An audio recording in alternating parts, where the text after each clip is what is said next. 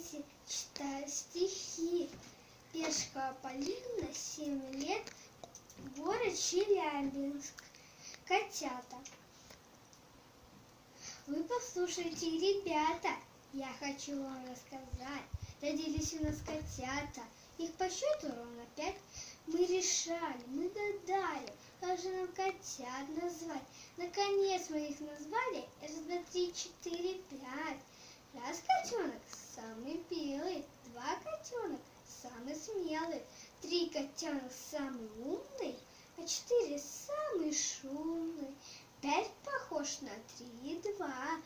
Тоже хвост и голова, тоже пятнышко на спинке, также спит весь день корзинки. Хороши у нас котята. 1, 2, 3, 4, 5.